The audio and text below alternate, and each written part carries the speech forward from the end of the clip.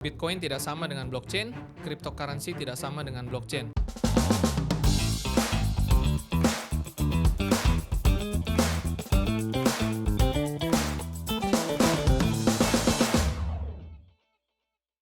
Hai sahabat Bangun Indonesia, selamat datang di podcast Bangun Indonesia bareng aku Amelia Marda. Podcast yang mengajak kita untuk belajar, berpikir, dan membangun masa depan melalui nilai bukan hanya sekedar hype. Topik kali ini kita akan ngebahas sesuatu yang emang lagi hype banget, yang katanya blockchain sama dengan Bitcoin. Nah, kita lurusin bareng-bareng ya sama Bapak Franciscus selaku Direktur dari PT Agen Properti Indonesia. Pak, menurut Pak Franz, tanggapan di luar sana yang bilang katanya blockchain sama dengan Bitcoin itu gimana? Oke, biar teman-teman juga tahu nih background saya gitu ya, dan Oke. apa yang saya suka dan kenapa kita ngomongin ini supaya nanti nggak dicap wah so tahu gitu ya. Oke. Saya termasuk orang yang senang sama teknologi, Iya. seperti misalkan gadget gitu ya, terus juga kayak EV segala macam gitu ya. Dan blockchain itu bagian dari teknologi yang saya juga suka. Saya belajar tentang blockchain itu 2020-2021 saat si kripto saat itu lagi hype-hype-nya. Oke. Kan sekitar sekitar pertengahan 2020 sampai 2021 awal itu bullish banget gitu ya. Dan sebelum saya masuk ke market kriptonya, saya biasa pelajari dulu apa itu blockchain. Dan di situ saya belajarnya antusias banget sampai tengah malam. Karena apa?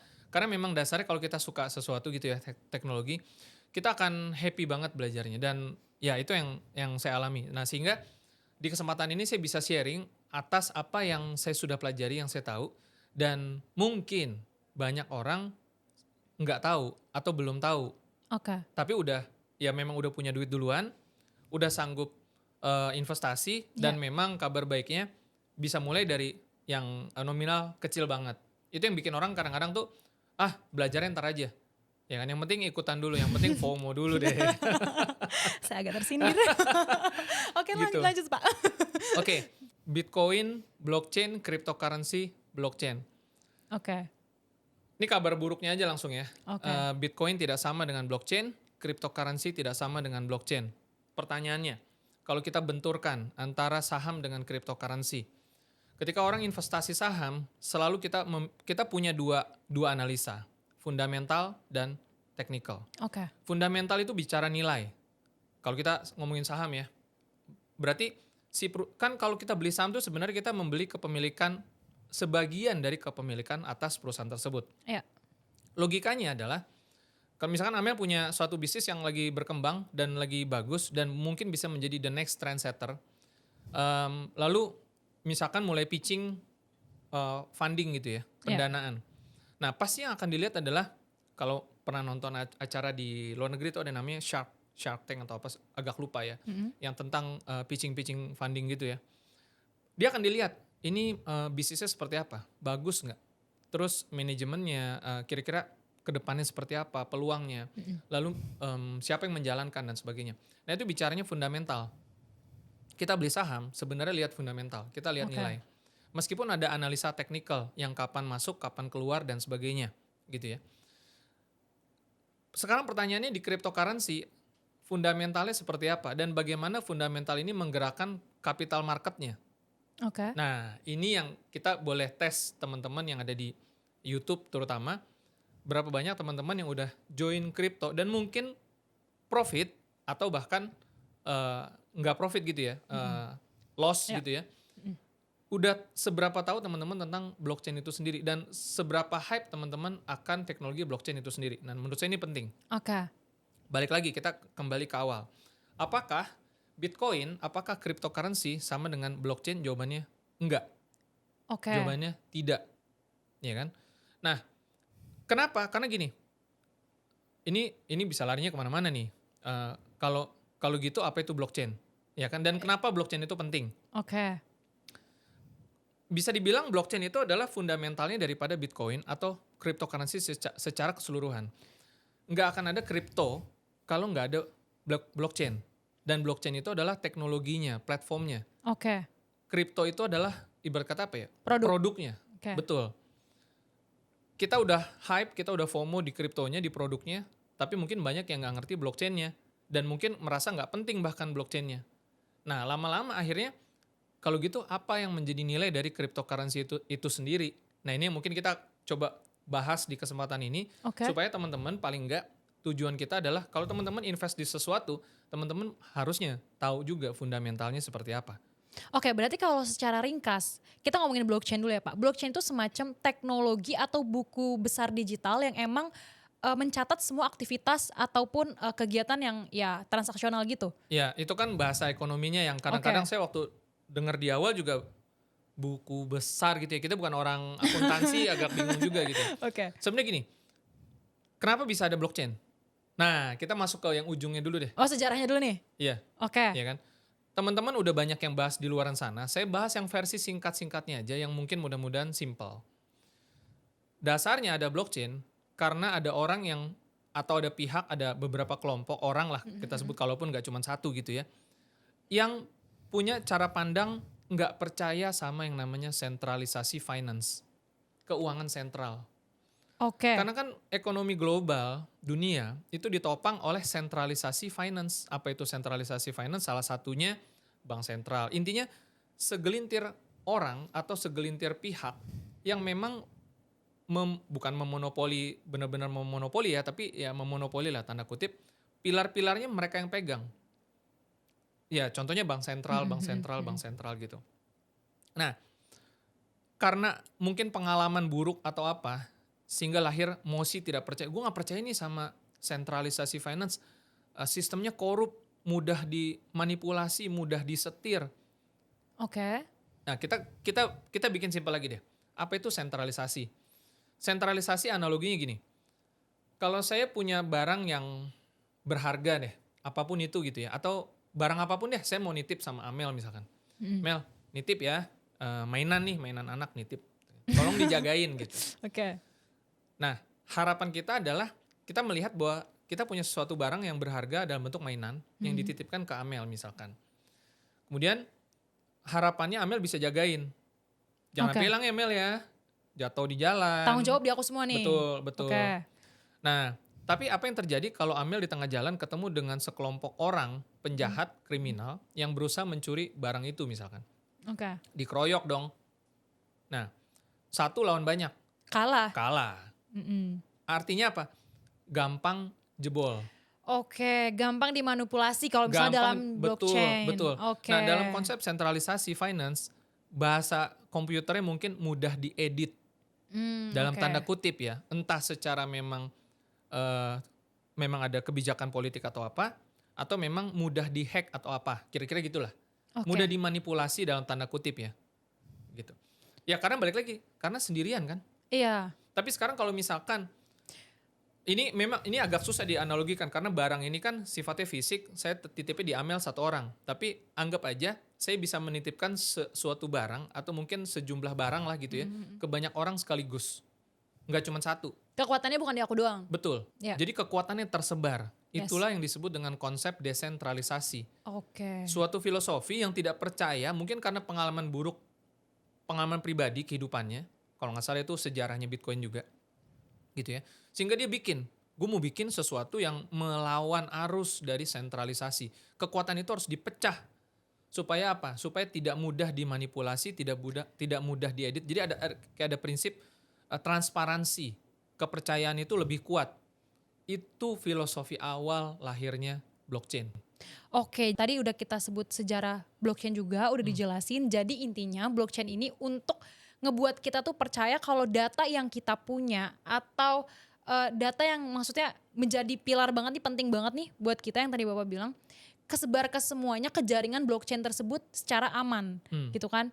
Dan juga secara apa tadi Bapak bilang secara aman, terang-terangan juga, transparansi betul. juga. Oke, ngerti. Betul.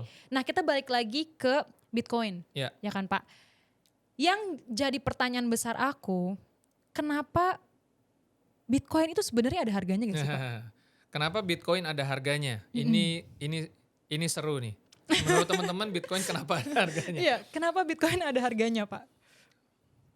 Sebelum kita jawab ke sana gitu ya. Di Indonesia pernah ada fenomena yang namanya batu akik. Yes, viral banget, ya. Pak. nama lainnya apa ya? Pokoknya batu-batu gitulah Batu yang akik. dipakai buat cincin apa segala macam. Kurang lebih sekitar berapa tahun yang lalu ya? 5 tahun, 7 tahun atau berapa tahun yang lalu gitu.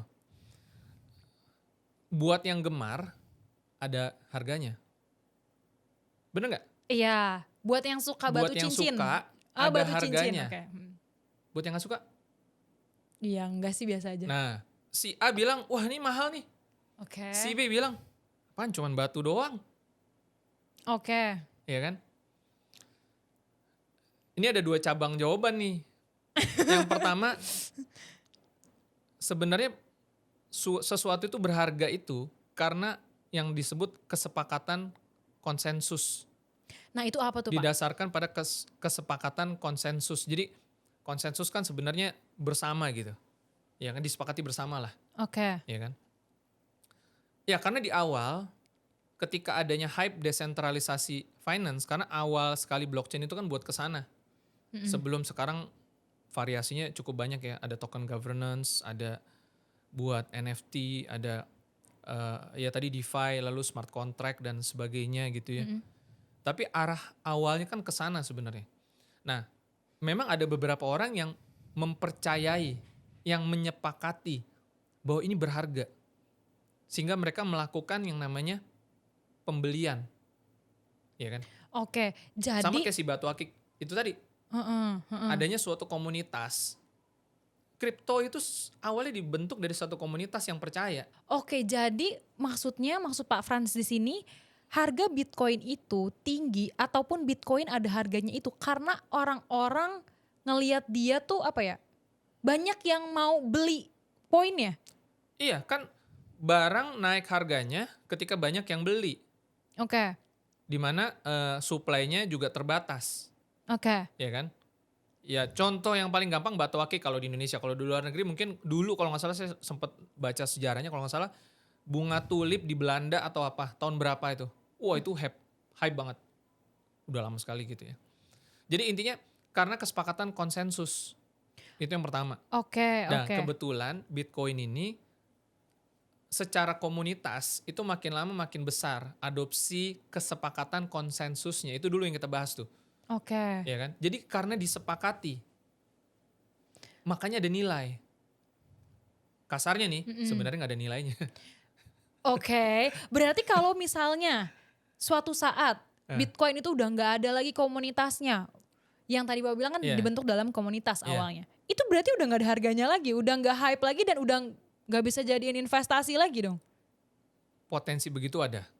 Wow, soalnya ya ini aku Ini bakal Termasuk- rame nih, ini bakal rame nih. aku termasuk yang FOMO juga. Jadi jujur aku tuh invest Bitcoin itu karena influencer sebelah dan ngeliat dan belajar sedikit. Iya. Tapi keseluruhan aku belajar dari influencer sebelah. Oke? Iya. Dan aku ngerasa oh ternyata Bitcoin itu dikit ya, cuman 21 juta koin. Iya. Dan makanya orang-orang tertarik untuk investasi. Padahal emang awalnya Bitcoin itu untuk semacam cuman transaksional biasa kan, untuk mengirim uang tapi bukan melalui bank.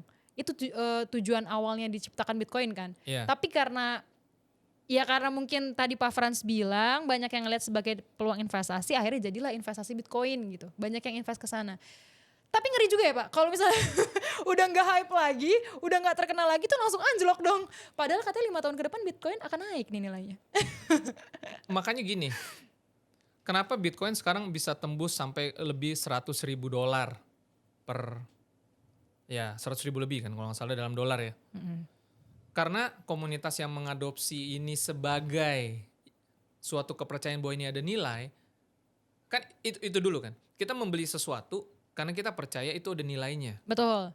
Mata uang juga sebenarnya karena dipercaya ada nilai, makanya bisa ada nilainya gitu loh. Makanya dia ada kurs. Ya kan? Nah, tapi balik lagi ke Bitcoin, lepas daripada kesepakatan konsensus yang memang makin lama makin besar, adopsinya itu berdasarkan itu, bukan berdasarkan fungsinya atau nilai yang kayak tadi kalau saham gitu ya. Ada fungsi atau ada nilai fundamental, ya kan? Jadi suatu saham itu kan merepresentasikan kinerja perusahaan sebenarnya itu. Ya. Ya. Jadi pendekatannya itu dua. Kalau kita saham, kita bicara Warren Buffett atau Pak Lo Keng Hong di Indonesia, pendekatannya itu fundamental. Dia beli ketika perusahaan itu belum terkenal, dia mencoba membangun suatu prediksi, suatu analisa fundamental, ini bagus nih, ini nanti bakal melesat. Dan terbukti Oke. dalam 3 tahun, 5 tahun atau lebih, sahamnya membesar, diserap oleh market, ya kan? Lalu Mm-mm. harganya naik. Ingat, harga naik itu karena yang beli makin lama makin banyak. Nah, tapi yang Oh. beli itu punya banyak reasoning. Bisa karena fundamentalnya, fundamental itu berarti nilainya, fungsinya, bisa karena hanya sekedar ya apapun kalau dibeli-beli harganya naik. Karena banyak orang yang suka, karena banyak orang yang beli Iya, gitu ya? banyak orang yang beli. That's it.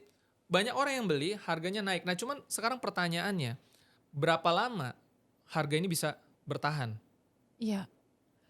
Iya, yang aku tahu katanya 5 tahun ke depan itu harga Bitcoin terus-terusan akan naik, katanya. Dan aku juga tidak menganalisa Ya, ya. sendiri gitu kan. Terus pertama banget ya Pak, yang ini menurut aku ya, kira aku ya.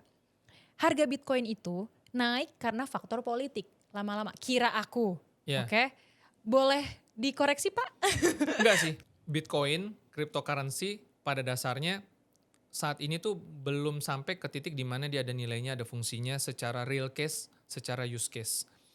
Setiap token Ya. kapitalisasi besar yang sekarang punya harga tinggi, itu karena ada faktor yang mendorong dia sebenarnya. Seperti TRX, BNB, Sol gitu ya.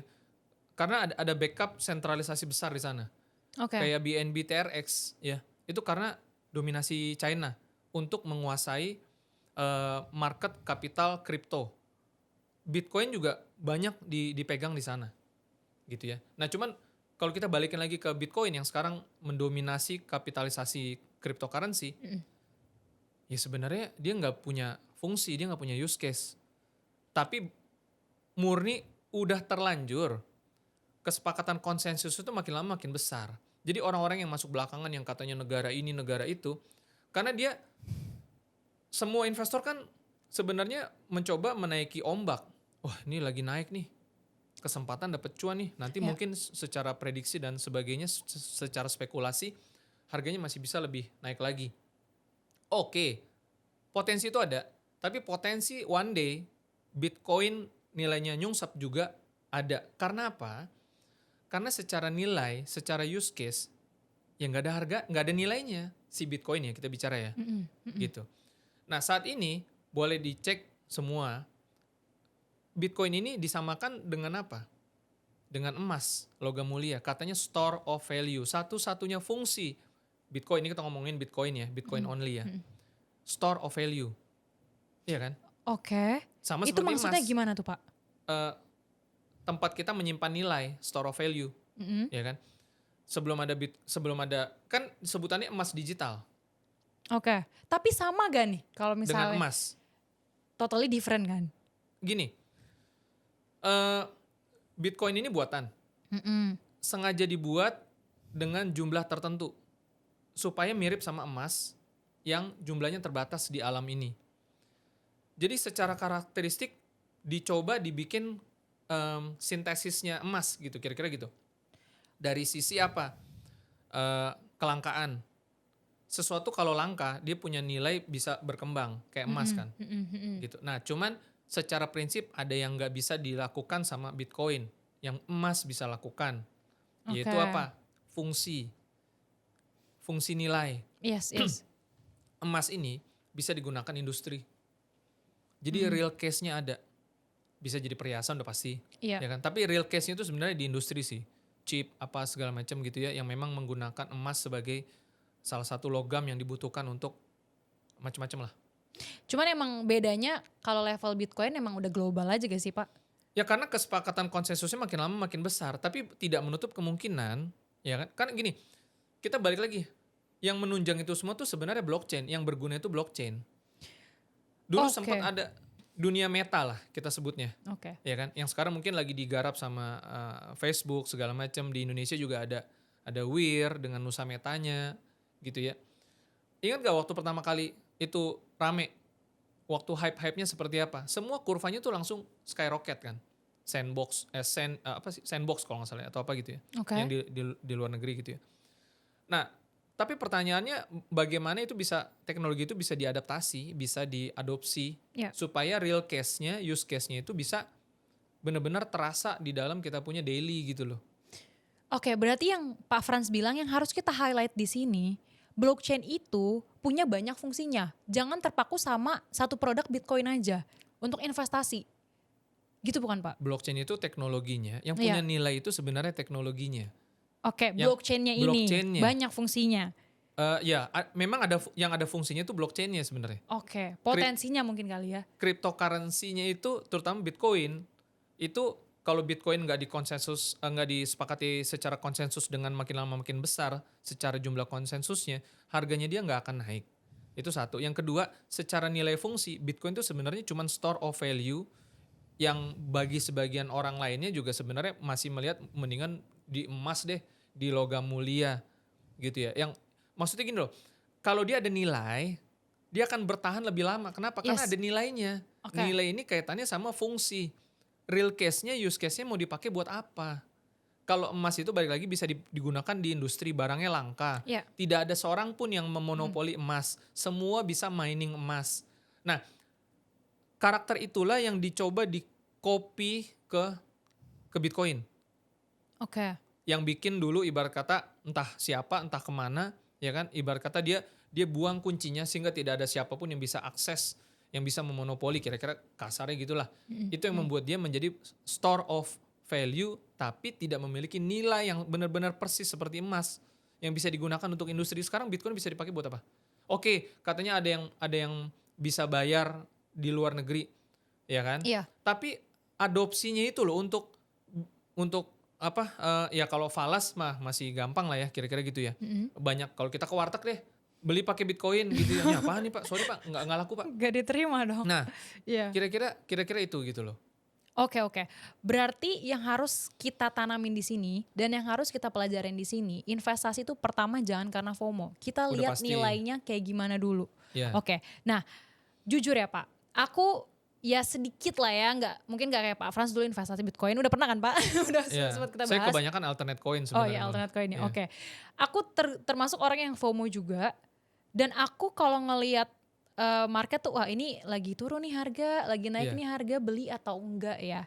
Nah, aku mikir sebenarnya kita jangan mikirin cuannya dulu karena sebenarnya ini kita mau berspekulasi atau kita mau berinvestasi. Betul. Karena itu menurut aku salah satu yang nggak jauh beda tapi maknanya totally different. Itu gimana menurut Pak Frans? Iya, pada akhirnya investasi yang sebenarnya itu harus memiliki baik analisa fundamental maupun analisa teknikal kalau menurut saya. Oke. Bitcoin saat ini nggak punya analisa fundamentalnya sama sekali. Ini mana rame lagi nih pasti. Banyak banget yang harus di-highlight di sini ya. Saya nggak bilang orang yang investasi di Bitcoin salah, enggak. Tapi itu nggak ada nilainya. Itu harga yang terbentuk murni karena kesepakatan konsensus yang udah terlanjur keburu gede. Beda cerita dengan token-token yang sekarang mungkin under value banget, ya kan? Yang memang sebenarnya masih ada harapan buat masa depannya dia. Oke, sekarang kita bicara tentang blockchain. Blockchain bagaimana adaptasinya di ruang publik nih. Kayak misalkan NFT kemarin rame hype FOMO cuman buat jadi gambar nggak jelas foto-foto orang gitu ya. Tapi sebenarnya kalau teknologi itu digunakan secara tepat nilainya bisa. Cuman adopsi teknologi itu butuh waktu. Setiap kelahiran suatu teknologi baru adaptasinya butuh waktu 20 sampai 30 tahun. Oh wow, oke. Nah, hype-nya duluan, abis itu ditinggalin. Kenapa? Karena ekspektasinya melebihi daripada real case use case-nya. Selalu begitu. Ya kan? Nah, balik lagi contohnya apa? Contoh, di Indonesia kita pemerintah nantinya mau pakai blockchain untuk sertifikat tanah. Cuman sekarang belum. Sekarang baru jadi e-sertifikat. Jadi biasa perpindahannya itu adalah dari offline ke digital, dari digital baru ke blockchain. Baru nanti kita bicaranya ada AI, ada komputer kuantum dan seterusnya. Jadi, terus e-voting itu juga bisa. Atau kayak misalkan kita bicara sesuatu yang unik kayak KTP unik gitu ya, itu bisa pakai blockchain sebenarnya. Oke, jadi tapi di Indonesia ini belum ada yang menggunakan sistem blockchain ini kan Saya Pak? belum tahu persis detailnya ada atau enggak. Cuman yang electronic certificate itu nantinya dia mau pakai blockchain nantinya. Oke. Mungkin sekarang lagi studi kasus dan lain sebagainya. Di luar negeri udah banyak tuh kalau nggak salah Dubai gitu ya, yang pakai blockchain di pemerintahannya. Untuk apa persis saya Oh, agak lupa, nanti teman-teman bisa cari tahu gitu ya. Nah, itu yang disebut dengan use case. Nah, ketika use case-nya itu makin lama makin naik, harganya juga makin naik, ada pengaruh ke sana. Itu baru real investment, bukan FOMO. Bitcoin kebetulan udah terlanjur. Cuman karena oh, udah terlanjur aja, karena dia yang pertama. Produk pertama yang hype, produk pertama yang FOMO, dan oke. kemudian orang nggak mau ketinggalan untuk dapetin yang namanya, sama kayak waktu pertambangan emas waktu di Amerika dulu, orang China pada tahun berapa tuh? Cari deh di Google, di ChatGPT ya gitu Mhm, ya. mhm. Jadi FOMO, semua orang nambang emas. Tahun kapan lah saya nggak ingat persisnya. Jadi semua kayak gitu. Eh, em, Waktu itu ada bubble apa tuh ya? www.com kalau nggak salah zaman dulu gitu ya. Mhm. Atau yang tadi kayak Tulip atau Aki. Itu semua begitu. Karena apa? Karena orang tuh nggak mau ketinggalan pada dasarnya. Oh, gue mau ikutan deh supaya Iya apa? Karena lagi. nanti kalau harganya tinggi nih, gua kaya. Kira-kira gitulah kasarnya. Iya lagi, Nggak benar. sepenuhnya salah, enggak. Cuman kita harus sadari juga ada resiko nanti di belakang sana. Bisa jadi dia suatu saat harganya turun si Bitcoin ya. Dan dominasi mungkin bukan lagi Bitcoin nantinya. Ini kalau kita bicara cryptocurrency. Mungkin akan digantikan oleh sesuatu yang punya nilai yang lebih real. Yang diadopsi secara teknologi, real case-nya, use case-nya itu Oke, jelas. oke. Itu poinnya sih. Oke, aku boleh balik sedikit gak? Jadi gimana nih Pak, untuk kita-kita yang udah investasi di Bitcoin, maksudnya kan kita ngeliat 5 tahun ke depan, apalagi investasi kan butuh waktu yang emang katanya gak sebentar. Makanya kita lihat Bitcoin ternyata ya kemungkinan besar 5 tahun ke depan katanya akan naik. Itu gimana Pak? Yang udah terlanjur investasi di Ya, Bitcoin, ya, tolong kasih masukan. ya sebenarnya nggak salah sepenuhnya, Mm-mm. ya kan? Karena gini, semua investasi apapun tidak akan lepas dari elemen spekulasi. Benar-benar, oh ini nggak ada spekulasinya sama sekali, enggak. Semua prediksi di masa depan itu selalu ada unsur spekulasinya yang membedakan gambling, ya kan? Yang membedakan kita judi nih sama investasi atau trading, ya sebenarnya ya harus, ya balik lagi, ada analisa teknikalnya dan harusnya ada Oke. analisa fundamentalnya. Baru Oke. ada rasio kecil di situ. Kita prediksi kan, ini kayaknya naik nih. Itu apa? Ya itu kan spekulasi sebenarnya. Karena belum terjadi. Yes. Jadi spekulasi itu tidak bisa hilang, tetapi kita harus lihat rasionya apa. Kalau enggak, suatu aset itu yang kita sebut investasi itu bisa jadi sebenarnya hanya aset spekulasi saja. Oke, terima kasih ya Pak Frans ya. Agak deg-degan nih saya di sini ya Pak. Oke, kita balik lagi ke ngomongin blockchain. Otomatis yang tadi Pak Frans bilang, blockchain itu secara langsung atau secara nggak langsung ya, ini bisa jadi fondasi kuat untuk ekonomi untuk kedepannya. Ekonomi itu tidak akan bisa lepas dari pertumbuhan teknologi ya. Di mana teknologi Oke, akan terus berkembang, oke. sekarang ada AI, lalu katanya ada quantum computer. Nah, teman-teman tahu nggak nanti efeknya apa ke cryptocurrency? Efeknya apa? Sebenarnya bukan ke cryptocurrency sih. Apa efeknya AI, quantum computer ke blockchain? Dan ketika blockchain ini semakin besar, apa efeknya ke Bitcoin terutama?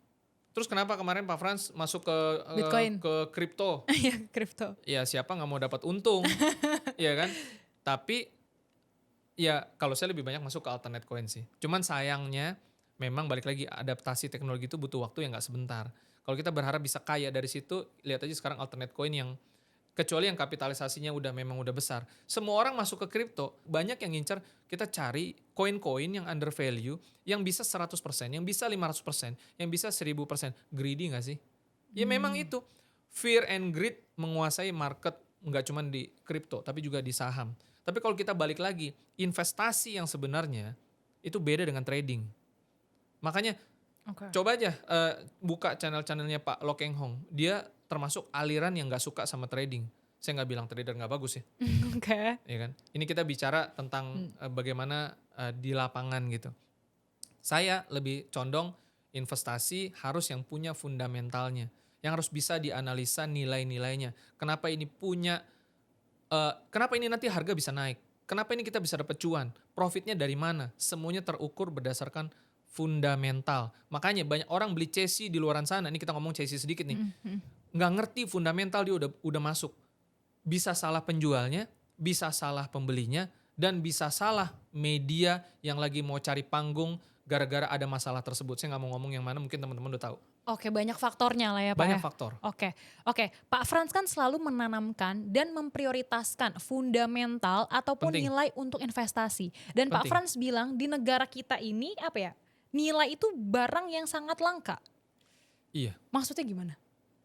Apakah banyak banget orang-orang di luar sana, entah itu Gen Z, millennials, baby boomer yang selalu mengutamakan investasi ikut-ikutan daripada nilainya atau fundamentalnya? Karena kalau menurut saya gitu ya, kita ada di pertarungan antara dua budaya.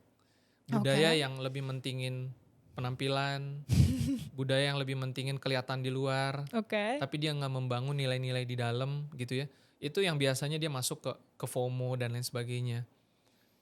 Nilai itu kan bertumbuh dan berkembang. Saya yakin Warren Buffett, Lo Keng Hong tahu persis pentingnya berinvestasi pada nilai. Ya. Karena fundamental adalah nilai. Nilai adalah fundamental, itu yang paling penting sebenarnya. Tapi saya nggak bisa salahkan juga orang yang trading gitu ya. Yang kalau kita ada kesempatan, gimana ya kasarnya ya. Semua orang cari kesempatan sebenarnya, oportunis. Siapa Yes. enggak bisa dapat 30 juta dalam waktu beberapa menit gara-gara kripto. Saya pernah ngalamin. Ya kan? Tapi maksudnya gini.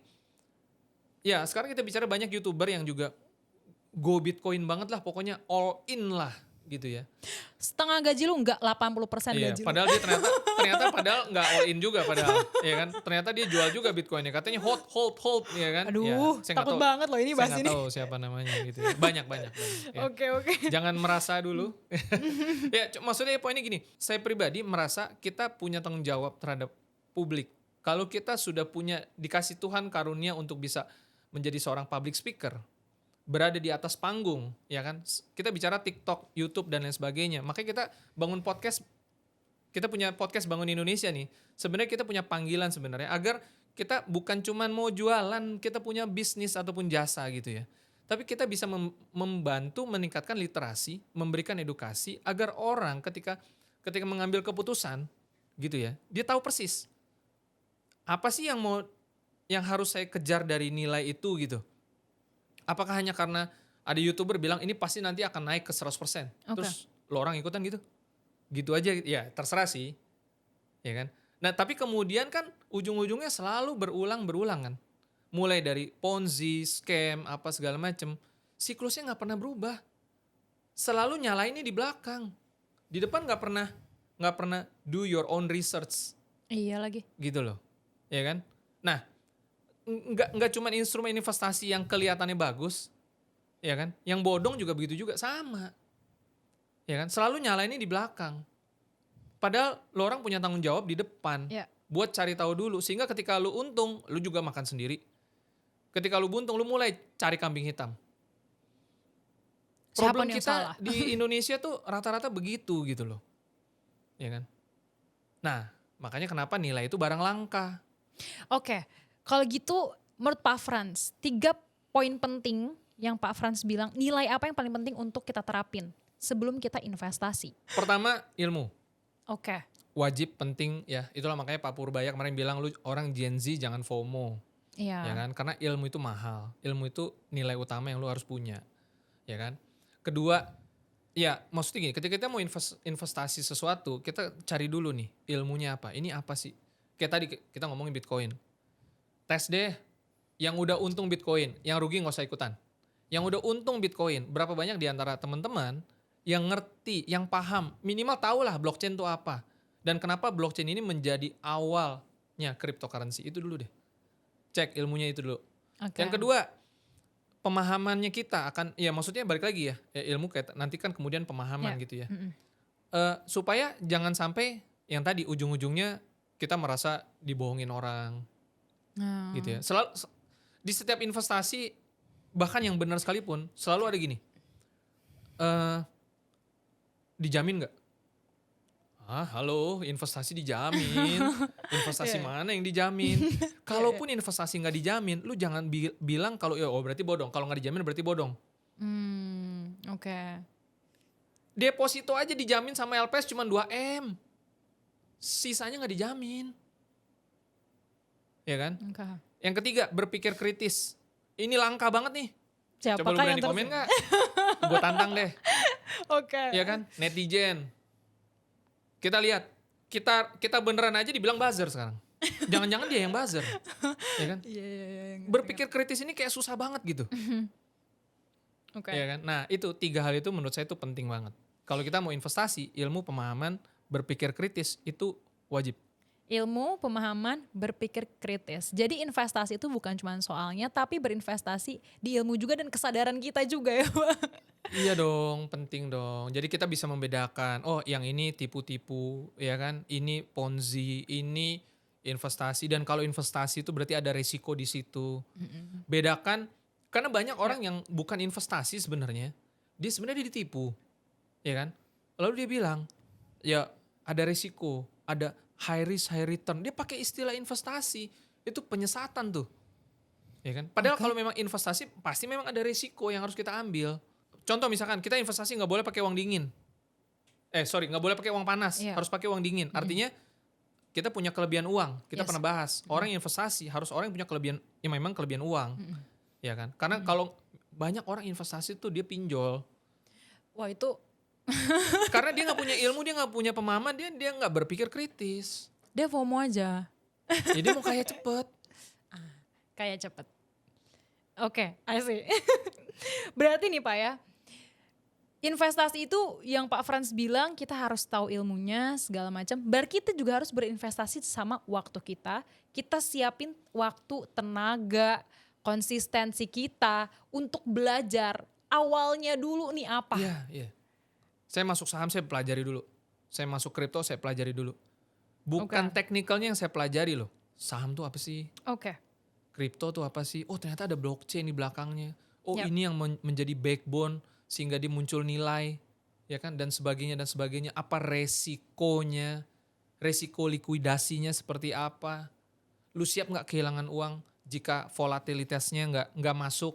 Menurut Pak Frans sendiri, investasi yang bernilai kan banyak contohnya. Ya, Dan banyak. Pak Frans juga emang menanamkan itu Ya. di Prop2Go juga kan ya. Contohnya Aset Hub. Itu Ya. gimana ya? Gimana bilang ke teman-teman millennials, Gen Z dan juga atau baby boomers yang lagi nonton Sahabat Bangun Indonesia, kalau untuk si Aset Hub ini bukan sekedar investasi yang memang FOMO atau cuman apa nih investasi kayak baru dengar deh istilahnya gitu. Mungkin banyak orang yang masih belum tahu. Tapi ini juga ada nilainya ngebangun pribadi kita juga, ngebangun karir kita juga untuk masa depannya juga. Pak Frans bisa jelasin secara singkat gak? Ya, Aset Hub nggak akan lepas daripada investasi ya, terutama di segmen properti ya. Dari dulu, sekarang, selama-lamanya kita nggak pernah bisa kabur dari properti. Semua investasi lain membutuhkan properti gitu loh, Iya. ya kan? Ini adalah salah satu investasi yang punya kemampuan resilient daya tahan dan resisten terhadap guncangan yang sangat-sangat bagus, sangat-sangat baik, kecuali dalam kondisi perang. Semua investasi dalam kondisi perang juga kacau balau lah ya. Iya. Nah tapi yang ya resilient, resisten dan kebutuhannya itu selalu ada. Nggak bisa tergantikan dari kita lahir sampai kita kembali ke tanah gitu ya. Semua butuh properti. Ya. Dan kita punya cita-cita bagaimana Aset Hub ini dari kacamata customer, investor, lalu dari kacamata marketing yang mau cari cuan. Nilai itu kita bangun, kita kembangkan terus-menerus sehingga nilai di Aset Hub ini nggak pernah linear. Kita mau bangun yang lebih dari linear, eksponensial 2, 4, 8, 16, 32 nilai akan terus bertumbuh, berkembang. Nilainya akan semakin diadopsi. Supaya sekali lagi kita butuh berbagai macam instrumen investasi, iya. Dan di kesempatan kali ini kita mau orang-orang itu lebih aware akan investasi yang dia pilih, ya kan? Terutama kalau kita bicara properti, teman-teman harapannya teman-teman bisa masuk. Jangan sampai teman-teman dari awal sampai kemudian nanti berakhir gitu ya, nggak pernah ngalamin yang namanya cuan profit daripada properti. Kita akan kembangin terus proyek-proyek agar siapapun bisa masuk, siapapun bisa nikmati. Kalau teman-teman high risk-nya aja berani di luaran sana, yang low risk high return, masa sih nggak nafsu? Yang nilainya udah jelas gitu ya Pak. Fundamental jelas, Yes. teknikal juga ada. Oke, kalau kayak gitu Pak Frans, terima kasih banyak. Saya agak deg-degan ya ngebahas tentang tema kali ini ya Pak ya. Karena saya juga termasuk yang FOMO saya bilang. Jadi teman-teman ini udah daging banget ya. Apalagi teman-teman Gen Z banyak banget Pak. Soalnya teman-teman aku juga yang bahkan udah rugi, wah ngomel-ngomel di story segala macam gitu kan. Karena ya investasi yang kita sempat omongin tadi. Jadi pertama kita harus tahu kalau mau investasi kita belajar dulu ilmunya kayak gimana, gak usah FOMO, kita lihat nilainya seberapa oke ya Pak ya. Nah teman-teman, sahabat Bangun Indonesia, terima kasih banyak yang udah nonton. Pokoknya untuk kalimat closing kali ini aku cuma pengen bilang hati-hati dalam berinvestasi, kita harus tahu nilainya, jangan ikut-ikutan. Terus juga kalau misalnya udah rugi jangan nyalain orang lain karena salahin diri kalian sendiri gitu loh. Kenapa mau investasi di situ? Iya, iya. Awalnya gimana? Oke sahabat Bangun Indonesia, pokoknya pantengin terus untuk podcast Bangun Indonesia. Kita akan terus mengedukasi terutama dari Pak Frans juga ya kan. Ngebuat kita juga teman-teman Gen Z jadi lebih berpikir positif juga, lebih lebih berhati-hati juga untuk kedepannya. Stay tune terus, jangan lupa nyalain lonceng notifikasinya karena kalau misalnya kita upload video biar cepat ditonton dan tahu ada kita upload gitu ya. Oke, sahabat Bank Indonesia, episode kali ini cukup sampai di sini dulu. See you guys there. Bye.